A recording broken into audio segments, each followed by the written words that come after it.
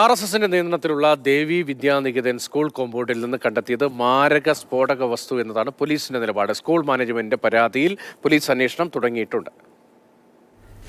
ഇന്നലെയാണ് പാലക്കാട് മൂത്താന്തറയിലുള്ള സ്കൂളിൽ നിന്ന് സ്ഫോടക വസ്തു കണ്ടെത്തുന്നത്.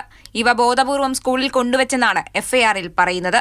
എക്സ്പ്ലോസീവ് ആക്ട് പ്രകാരമുള്ള വകുപ്പുകൾ ചുമത്തിയാണ് അന്വേഷണം. 4 സ്ഫോടക വസ്തുക്കളാണ് സ്ഥലത്തു നിന്നും കണ്ടെത്തിയത്. ഇതോടെ വലിയ ആരോപണ പ്രത്യാരോപണങ്ങളുമായി മുന്നണികൾ രംഗത്തെത്തി. ഗണേശോത്സവത്തോടനുബന്ധിച്ച് ഗൂഢാലോചനയുടെ ഭാഗമാണ് സ്ഫോടക വസ്തു എന്നാണ് BJP പറയുന്നത്.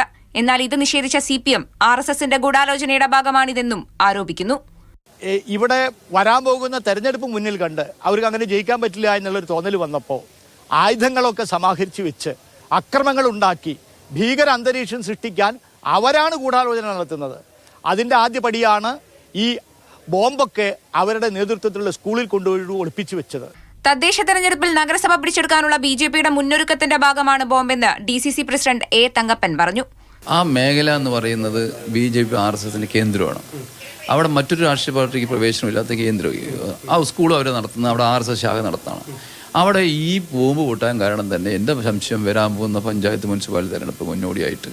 സംഭവത്തിൽ വിദ്യാഭ്യാസ വകുപ്പും അന്വേഷണം ആരംഭിച്ചിട്ടുണ്ട്. പരിശോധിച്ച റിപ്പോർട്ട് സമർപ്പിക്കാൻ പാലക്കാട് AEOയ്ക്ക് ജില്ലാ വിദ്യാഭ്യാസ ഓഫീസർ നിർദ്ദേശം നൽകി. മാതൃഭൂമി ന്യൂസ്, പാലക്കാട്.